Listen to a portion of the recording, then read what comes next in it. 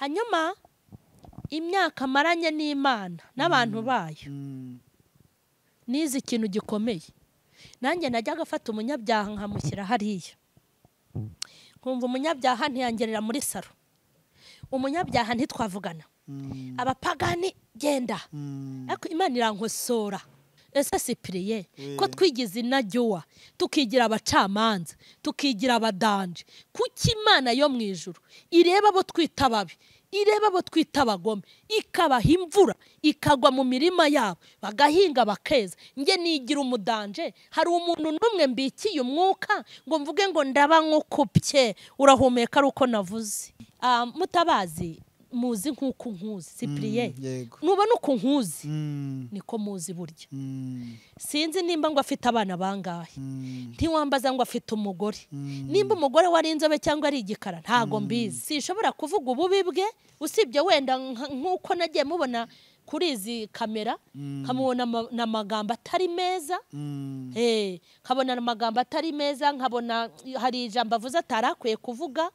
Muzi kuri kamera nk'uko nkuzi nawe. Hari umuntu ureba ukubika umutwe kumvura babaye, bishatse kuvuga ngo nimba na Mutabazi ari umurwayi, dushaka ibitaro byinshi kuko dufite abarwayi benshi, ariko ikibazo ni uko mu barwayi nabo basekana ngo nawe ni umurwayi kandi nawe ufite ibimenyetso by'uburwayi. Mutabazi ahageze birashoboka yuko umurongo ariho mwiza, tumubaye hafi tukanamwegera tukamenya icyamuteye uburwayi bwo kugira ubwiyemezi, arara mu nzu imeze kuriya n'ibindi, birashoboka ko twamuhindura akaba umuntu muzima. Amahoro y'Imana mwese mudukunda kandi mudukurikira, mutwereka buri munsi ukuntu mwumva kandi mukurikira ibiganiro byacu. Mwe muduhamagara mutubwira ko mudukunda kandi mukurikira ibiganiro byacu. Imana ibahe umugisha. Wewe wakoze subscribe, Imana iguhe umugisha.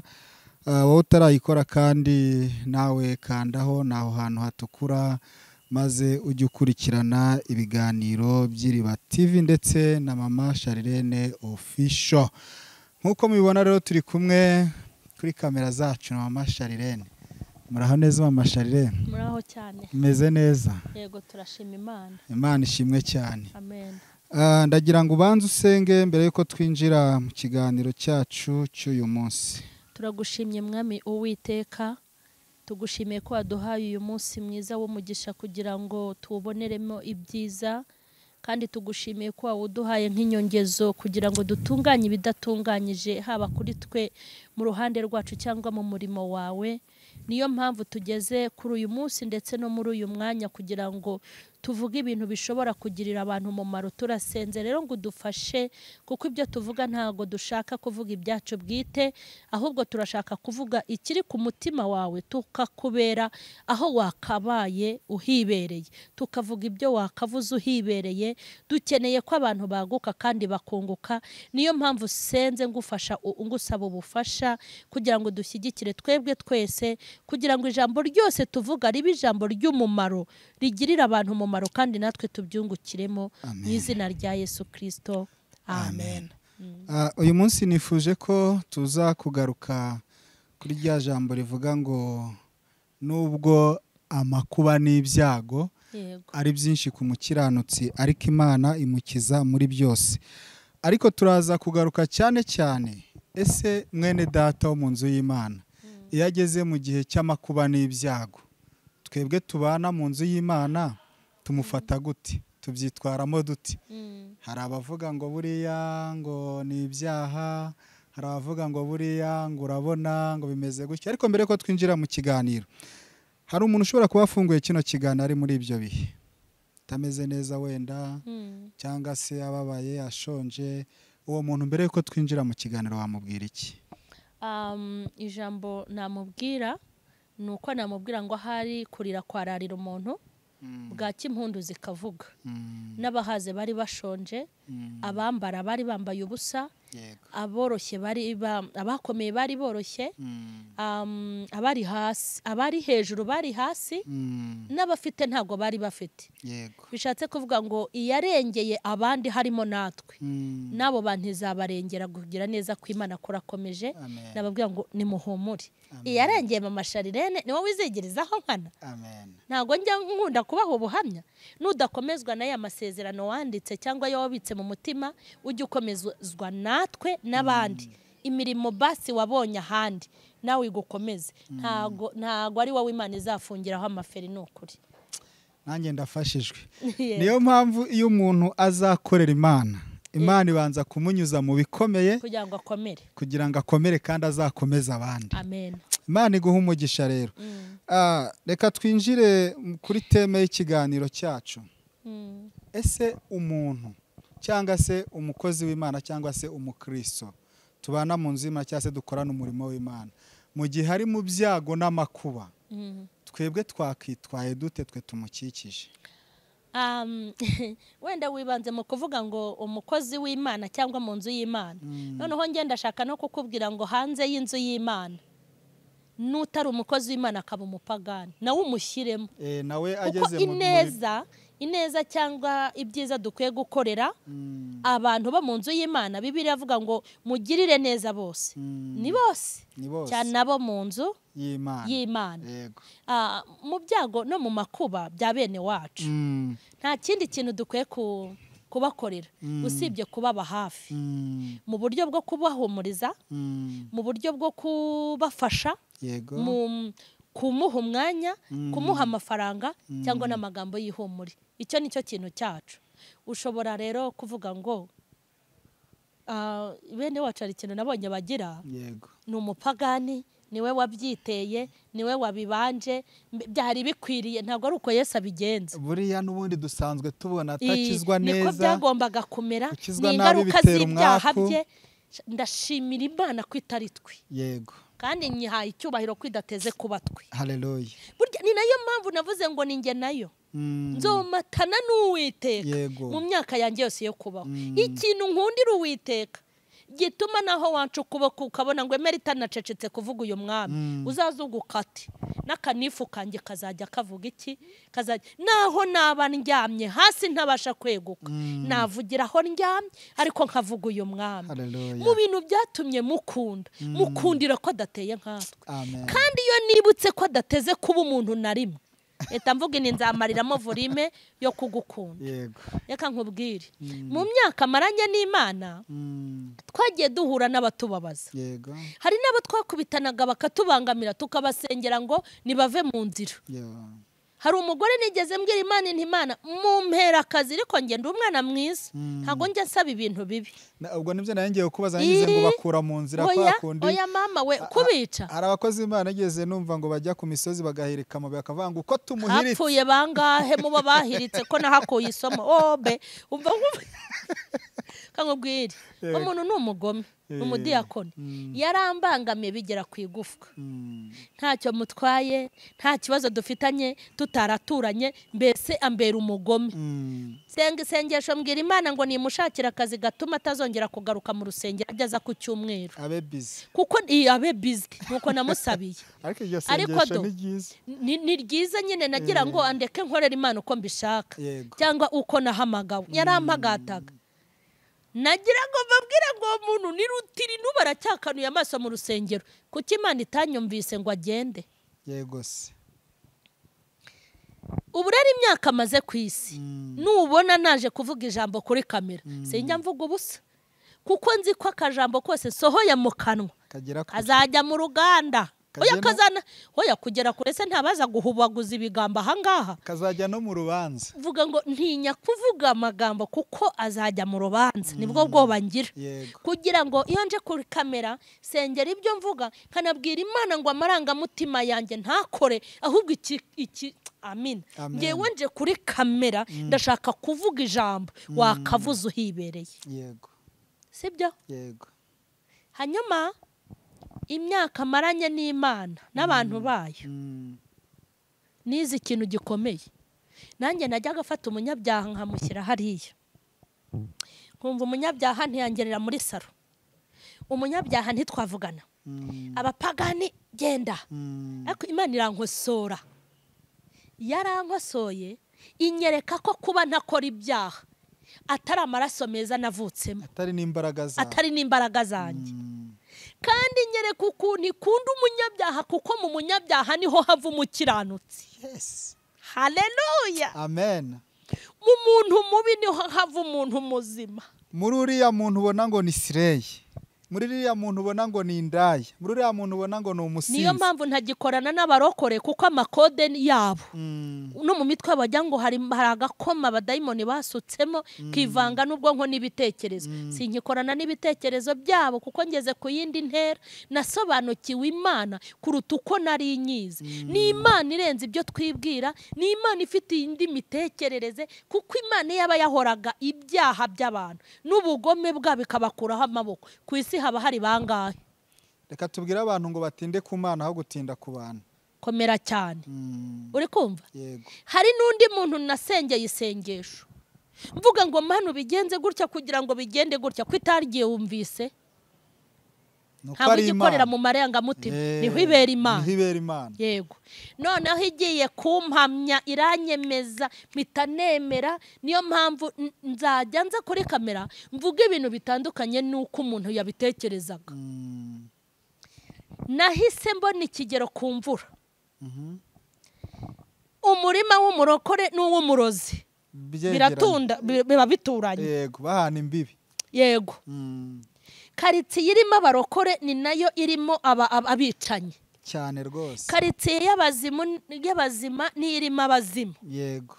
Abeza n'ababi baraturanye. Abandoga turaturanye. Abandwanya ndabazi. Sindigera mbona iyi Mana igusha imvura yayo ngo ize mu murima wa mama Charlene ngenyine, kuko ari ngewe uyubaha, kuko ndi umugore witwaye neza. Mwitonde nubwo mumenyera we. Yego. Mama Charlene wanjye ni wowe nzihera imvura arata, nzajya nagwa n'akavura keza, izuba niricana, nzajya nkucanira akazuba keza kagucaneho. Imvura yije ari yayindi yigiza ashwe, ihera kwa mama Charlene ikubita ikamanuka ahandi ikubita, ugasanga n'amazu y'abakiranutsi aragiye. Wareba n'abahubwo ugasanga ya wundi w'umukristo uranahondaguwe cyane. Ese sipiriye ko twigize inajyowa, tukigira abacamanza, tukigira abadanje, kuki Imana yo mu ijuru ireba abo twita babi, ireba abo twita abagome, ikabaha imvura ikagwa mu mirima yabo bagahinga bakeza? Nge nigira umudanje, hari umuntu n'umwe mbikiye umwuka ngo mvuge ngo ndaba nk'ukupye urahumeka ari uko navuze.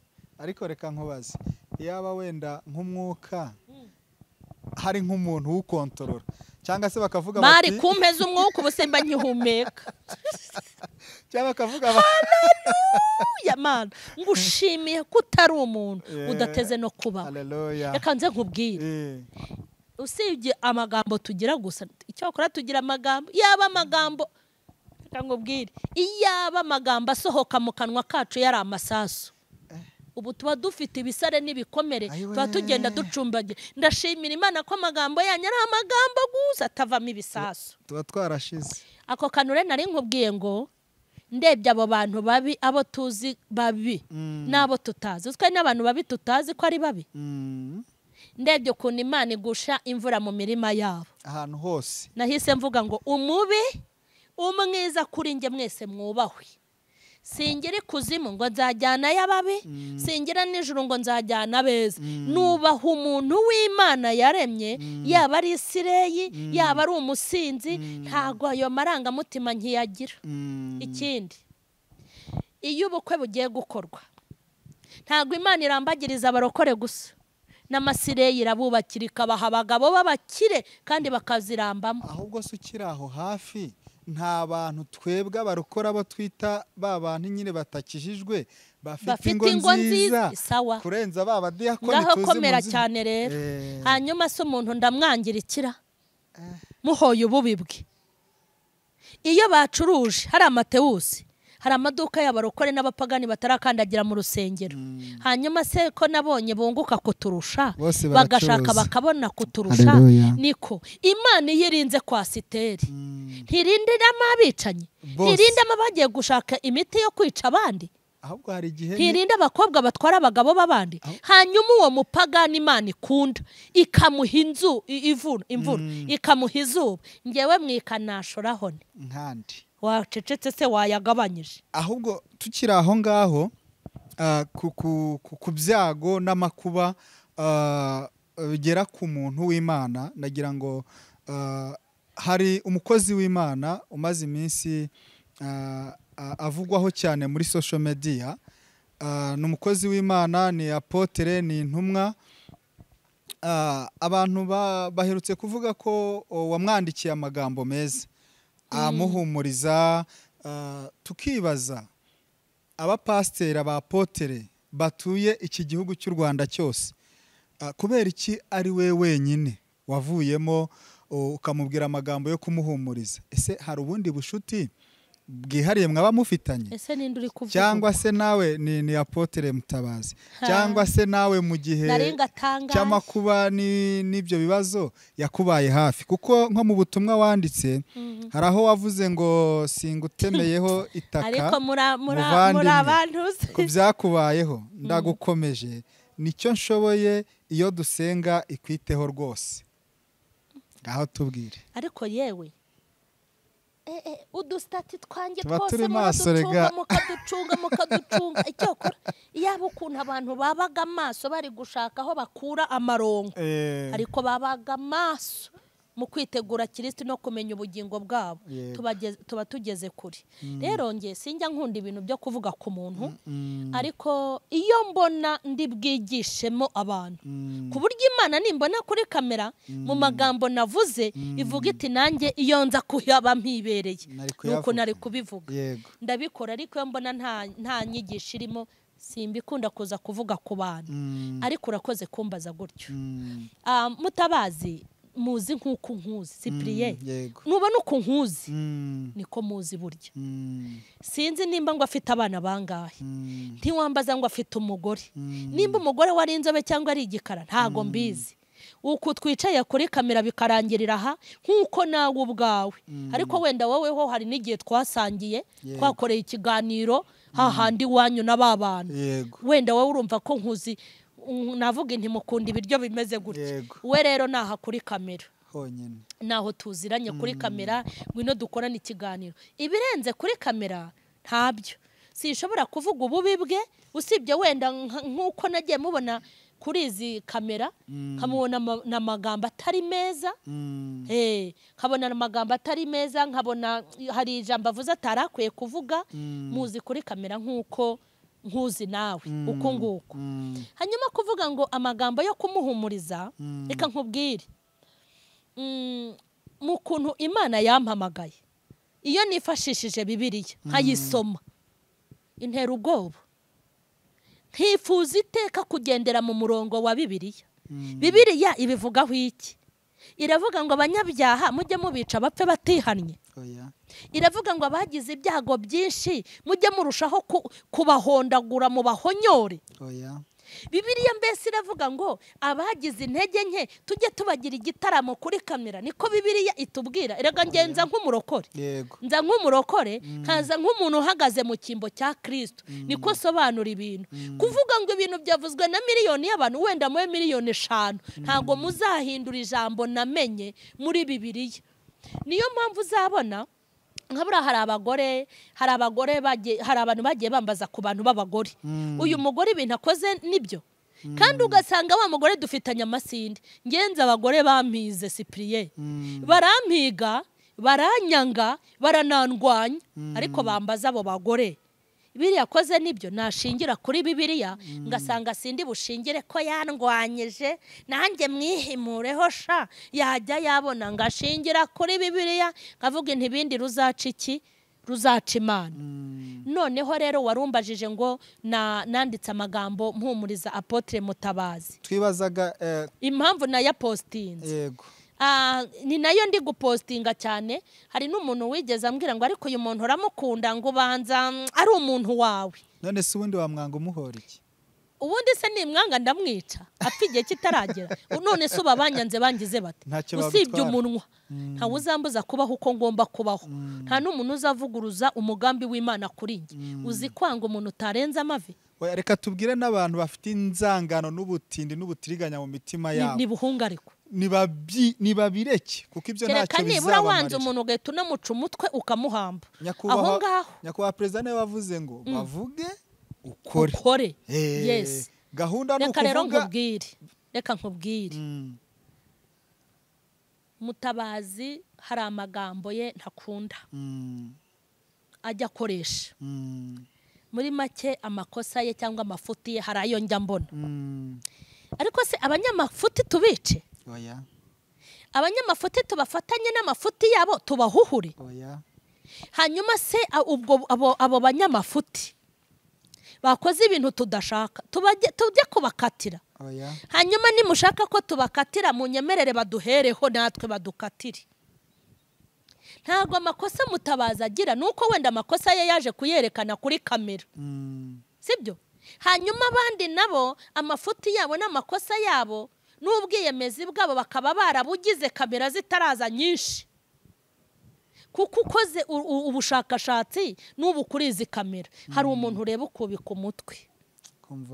Bishatse kuvuga ngo nimba na Mutabazi ari umurwayi dushaka ibitaro byinshi kuko dufite abarwayi benshi. Ariko ikibazo nuko mu barwayi nabo basekana ngo nawe ni umurwayi kandi nawe ufite ibimenyetso by'uburwayi. Twabanje kujya kunywa ka cyayi nyine. Tugenda duhindura page. Mu kanya gatoya rero twari mu kiganiro haba ikirere kirahindutse imvura iragwa niyo mpamvu mubona Mama Charlene yahise yifubika.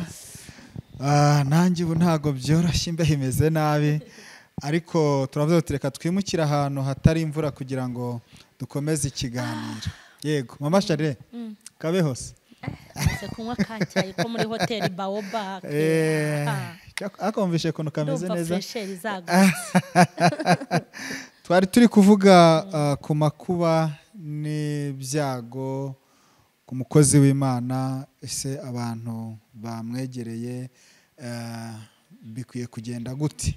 Ariho nahitaga nkubaza nti mu bantu benshi cyane abakozi b'Imana batuye muri iki gihugu kuki ari wowe wahisemo kwandikira Apotre Mutabazi umubwira amagambo meza naho twari tugeze? Wenda nari nabisubiyemo nabivuze mu buryo burambuye impamvu. Hanyuma wenda mvuze gatoya naje no kukubwira ukuntu hari abakozi b'Imana bagiye bagira ibyago bazira amakosa yabo cyangwa banabeshyerwa. Abanyamakuru bakampamagara kubavugaho cyangwa kugira uko mbifata iteka nkanyamura mbusanya na bene wacu. Nakubwiye yuko ngomba mu bintu byose ngomba kuvuga ndi hano njya ndeba Bibiliya ibivugaho iki umuntu yagwiriwe n'ibyago. Ibyo nabyo nabivuzeho. Yego wabivuze. Ikindi bira bintu bifite abantu bireba. Hari uriya mwene data wagiye kuregera amafaranga ye ari mu murongo we. Hari polisi yagiye kumuhesha inzu ye bariya bari mu murongo wabo. Hari n'abandi harya babita bacukumbuza baki? Ubwo nabo ngabo nabacukumbuzi. Oya baba abasesenguzi. Abasesenguzi. Hari n'abandi basesenguzi nabonye bashobora kuba nk'abanyepolitike. Harimo umupapa umwe w'umusaza ubona ufite ubwenge bwinshi. Biriya ni ibintu byabo ko kubona banabikorana ubwenge ari n'umwuga wabo. Ariko ahantu ushaka kuvuga ni ku barokore. Ku barokore bene data. Ibi bintu biba byabaye ntibitureba. Yego. Hari ijambo rimwe ryanteye ubwoba ngo abantu gushyushya inkuru z'umuturanyi. Yego. Kaya kajambo ko muri Bibiliya rirajambo gushyushya inkuru. Ajya ntiyavuga ko ururimi rwicara ruvuga nabi mwene so.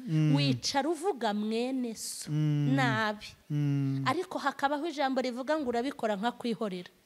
Ese buriya nimba Bibiliya ko uko twayijugunye kandi tuzifite. Nimba avuga ngo kuvuga nabi mwene so cyangwa gushyushya inkuru y'umuturanyi.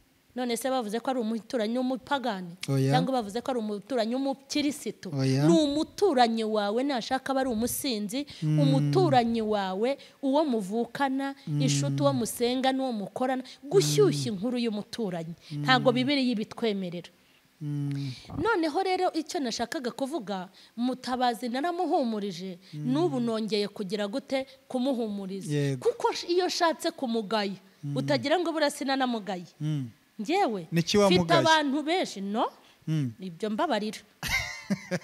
Mfite abantu benshi bakora amakosa, burya nikomera uvuga ijambo hano ahita nkwandikira message nti biriya bintu ukoze ntabwo ari byo, uri kumva? Ariko ntabwo naza kuri kamera kuri kamera ngo runaka ngo wakoze ibintu bibi, ngo yanze ituro y'ibihumbi 100 none bamusohoye mu nzu. Reka rero nkubwira akantu nabonye gakomeye. Uzi ko mu kibazo cya Mutabazi nahise mbonamo ba Mutabazi bageze ku 10 batandukanye. Uya nahise mbona abameze nkawe hubwo. Ariko hari n'undi wavuze ngo yahise avuga ngo ngewe nyine ngo yitandukanyije no kuba intumwa, ngo ubu noneho ari kuvuga yuko ari umunyapolitike. Ibyo bintu byose nibyo bintu mba ntashaka kwinjiramo by'abavuze kugira ngo atagira uwumva ko yavuze nkaba mvuze. Ntabwo ari cyo kingenza. Bira binoze ukuntu mbitinya. Uze kugira ngo nkwicareho ejo bazanyicareho. Ugira ngo se hari umuntu n'uyu n'umwe muri aba bamushyuhijeho umunwa, ugira ngo hari umuntu n'umwe utazavugwa? Nawe ahubwo vuga ngo baranavugwa, nuko nta uratambuka ngo aze kuri kamera, kuko Bibiliya iravuga ngo wowe ijambo ariko genzuye byakubera byiza. Noneho rero nkashingiye ku makosa akora, afite menshi, ayo muzi n'ayo mutazi. Ntanashingiye ku madeni afite, cyane ko njyewe naratekereje ntabwo ndi kwemera yuko ari amadeni yonyine, kuko burasha abantu bafite amadeni. Hajya Mutabazi araregwa amezi 6. Ntago njyewe disi namaze amezi 10. Namaze amezi 10 mba mu nzu y'ibihumbi 80. Sikiriye yambarira. Akaregwa n'uwo muntu yambaye niba ari miliyoni 30. Oya nizishaka zibe miliyoni 100. Hagize umuntu uza kuri iyi kamera abambuzi ku kintu cyitwa amafaranga. Kimbabaje nuko no mu bamusebye harimo ibisambo n'abambuzi twiyiziye. Oya abantu baramburana n'abakozi b'Imana baramburana. Ubuzanya abantu ngo baze kuri mikoro bavuga ababambuye kandi ari bene se wakumirwa. Noneho rero iyo umuntu agwiriwe n'ibyago nka kuriya, yaba yakoze ikosa yaba atakoze ikosa, mu buryo bwa mbere bwo mu kumufasha kurivamo no kutazanzongera kurikora, nimba koko dufite indangagaciro za gikristo, abatari abakristo bakagira indangagaciro za kimuntu, kugira ngo tumufashe kuva mu makosa afite nabonye n'abandi babonye. Ntago ari ukumukubitagura imihini, ntago ari ukumuhondagura amabuye, ntago ari ukumwereka ngo uri igicibwa. Erega banamenye ko Mutabazi atapfuye. Erega Mutabazi ntago twamuhambye, twamuhambishije indimi zacu, tumuhambisha amagambo aryana yacu, tumuhambisha za kamere zacu, twigize abantu b'intwari ngo ntituri gushyigikira ni za kameresha, ni za kamere zacu na za kavukire zitari nziza, na wa mwuka wo guhangana w'ubugome wuzuye mu mitima, na kwa kudakebwa na kwa kudakizwa, nibyo twazamuye, nta kindi. Noneho ubwo rero atarahambwa, Imana ikaba itaramuhamba, ikaba imutije kubaho. Birashoboka yuko umurongo ariho mwiza, tumubaye hafi, tukanamwegera, tukamenya icyamuteye uburwayi bwo kugira ubwiyemezi, arara mu nzu imeze kuriya n'ibindi, birashoboka ko twamuhindura akaba umuntu muzima. Ariko ibi bintu turi kumukorera bishobora gutuma bikihebe, bishobora gutuma bumugome kurushaho, bishobora gutuma aba mubi kuruta uko yarari mubi.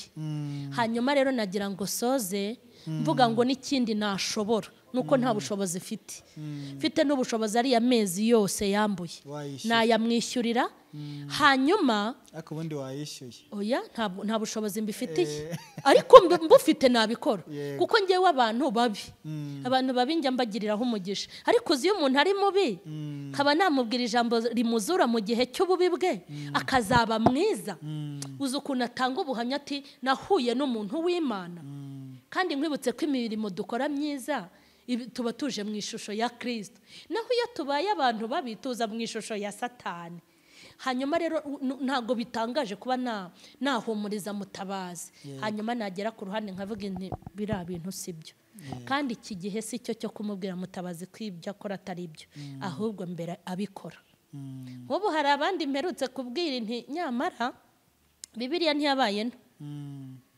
aho kugira ngo ujye ugenda ukora inkuru z'abantu runaka ngewe nikuramo kuko nge ndamabuye nturi bunyice ngo mpfi dore aka gahanga kanjye karimo ikintu bita intosho naho wankubitaho urutare ntacyo naba ariko hari uwo wakorera nk'ibyo wankoreye agahita apfa kandi yapfa ukabazwa ubugingo bwe ngewe rero sinamutabazi gusa n'undi wese wahura n'ibyago ibyo yihamagariye n'ibyo atihamagariye mba ngomba kumuhumuriza hanyuma nkamuvugutira umuti ariko ntamuhondagura usubije n'ikibazo nayo ngiye kukubaza ngiye kukubwira ngo ntituze gutinda kuri Mutabazi cyane nuko ari akantu kari kajemo ahubwo kwa turimo turivugira ku mukristo cyangwa ku muntu w'Imana cyangwa ku mukozi w'Imana uhuye n'ibyo byago n'amakuba yego twebwe ba Kristo twebwe ba pastor twebwe ba apotre dukwiye kwitwara gute kuri uwo muntu nayahe magambo dukwiye kumubwira kandi ibyo byose twabivuze mu kiganiro hari ngira ngo twagana no ku musozo tugasoza ariko dusoza ndaza kugusaba uze kugira ubutumwa kuko ibyo byose tuvuga hari ibintu byinshi wagiye ucamo kandi dutangiye kwavuze ngo hari umuntu ushobora kuba ari mu bihe nk'ibyo nawe bitamworoheye yarabigizemo uruhare cyangwa atabigizemo uruhare yego yarabigizemo uruhare cyangwa atarabigizemo uruhare ndagira ngo ugire message ntoya ugenera uwo muntu ubundi tugane ku musozo reka nze nkubwire ikintu cya mbere hagize umuntu uhura n'amakuba ikintu cya mbere ugomba gukora urabanza urebe ngo mbese ibi byago ngize byaturutse kuri nge cyangwa ni ku bantu cyangwa ni kuri Satani cyangwa ni ku Mana yego ubanza ugitekereze kuko iyo abantu bagukubita ibihosho ugahita bakakwita nk'indaya wibutse ahantu herutse kujya kuryama wibuka uti ubushize narahatwitse koko uhita wubika utwe ubwo mbene nk'uwo muntu yabona uko asengara nyine sumva hanyuma bavuga bati wenda runaka ni umugame muri ubu buryo bakabisobanura sibyo hanyuma ugahita wibuka ukore ku gafu kubikamo ubugome ita wubika umutwe utariko rero koko ndiwe biriya bintu nibyo bizajya bitera ipfunwe burya biriya nibyo bitera abantu ipfunwe umuntu akagira ipfunwe koko imbere y'abantu kuko ibyo bavuze ari byo iyo bakuvuze ibyo ukora ntukwiye kurakara ntukwiye kubabara ahubwo baba baguhaye agahe ko kukubwira ngo ntuzabyongere kuko ukutwaje nitugaruka tuzaza noneho tuguca umutwe yego nicyo kintu cya mbere kuko nimba bakuvuga ibyo wakoze uwo mwuka w'amagambo kaza kandi ko kuzi ko ari ukuri wibabara ahubwo abwira Imana nti unkejeje irya none ntago nzongera ariko nkawe ibintu byago n'amakuba bishobora kugwaho bikugwiririye ari ibintu utazi iyo biva nakuzi ko abantu bavuga ibintu ukumva ntuzi iyo biva niyo bijya uzi ko umuntu yihandagaje akaza kuri kamera ati papa Charlene yamesaga ibyaha iby'abana noneho ndebye gutya nti ngaho da darebe ariko se nk'uyu we ngo nimba ngo bamwita nde nushaka umwihorere ntacyo nk'uyu ngo yaturutse he mpita ndeba hari umuntu wa positinze akana aravuga ngo hari igihe umuntu akwambika urubwa ukibaza umutayeri wa rudoze uwo ari we yego uri kumva yego niba kuvuga ibyo utakoze ujye urya uryame wiziga ntukagire ipfunwe wiririmbire wisengera nk'ubu iyo mutinyuka kumbwira ngo kuki ngo nongera nkazura umutwe ndeka kuzura umutwe se kwa Juyanini ko nta na kimwe ariko sha umutima wawe ubu ugushinze. koko mu mpamyi ibyaha nanjye nubika umutwe yego mwidishye do muzambona nemye imbere ya kamera imbere y'abantu imbere y'ahagaragara n'imbere y'Imana uri kumva ikindi noneho ndashaka kubwira abantu ko iteka ritazacibwa wenda ube wabikoze ntabwo amaraso yeza abitswe n'abarokore hako kuko mujya mukamenya uzi ko muturega ibyaha mukagira ngo amaraso yeza abantu nimwe muyabitse noneho muyafite nta n'uwabakira ntabwo mwazongera kutweza bajya bababarira uwo bashaka umva hari ibintu bitatu utagira kandi bikomeye mubitega amatwi icya mbere ntugire ikuzimu ngo uzajyana yabo udashaka ihanagure rero nushaka ubakundi icya kabiri nta juru ugira uzajyanamo abo ushaka ntaryo domo icya gatatu nta maraso yeza ugira ubwo se uranungunikishwa n'iki nimba ibi bintu bitatu utabifite ababi n'abeza wirirwa ugushwa nabo kubera iki ariko ntekereje noneho nongeye kubwira Mutabazi ngo ndamukomeje ndamuhumurije yego ibindi ni mu gikari ntago hano ariho tuza kugayira abantu no kubakubitira kabisa Mutaba mama Charlene araguhumurije komera ndamuhumurije ibintu icyo ntafite Imana izabimumpere yego kandi n'abandi bafite umutima nk'uwanjye banyemereye ko byashoboka ko Mutabazi yarokoka erega umuntu umupfu yaberaho abazima yabaho kubw'abazima kuko umurwayi aberaho umuganga ese nimba twe turi bazima tukaba dusobanutse tumumariye iki nimuze tumufashe muze tumube hafi hatahava ajya no kwa makuza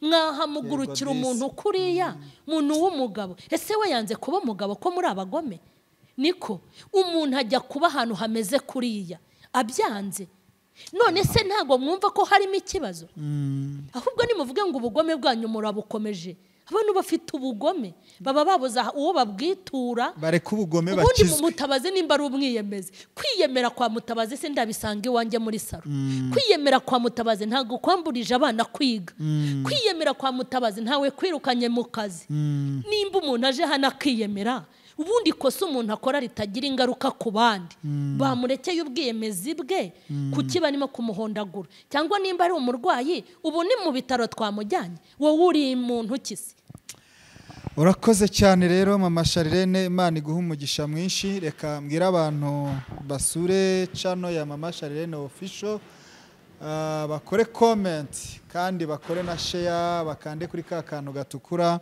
banyarukire no kuri Iriba TV kuko aho hose hari ibiganiro bigenda bifasha imitima yabo kandi tubabwire yuko niba mu kiganiro dukoze hari inyunganizi watanga ujye muri comment niba hari ibitekerezo waduha niba hari ukuntu kundi wifuza twajya dukoramo ibiganiro turahari ku bwanyu kandi kugira ngo dufashanye bityo dukomeze ubuzima mama Charlene ngira ngo noneho twasoza kino kiganiro yego ushaka nimero yawe arayisanga kuri mama Charlene official yego arayisangaho maze akuvugishe niba ashaka ko muganira cyangwa se umusengera mu buryo ubwo ari bwo bwose ndifuza ko dusoza kino kiganiro wongera ugasenga Imana kugira ngo umuntu uri muri ibyo bihe twavuze umusengere ku Mana Imana imuha imbaraga niba yarabyizaniye amenye uko agomba kubigenza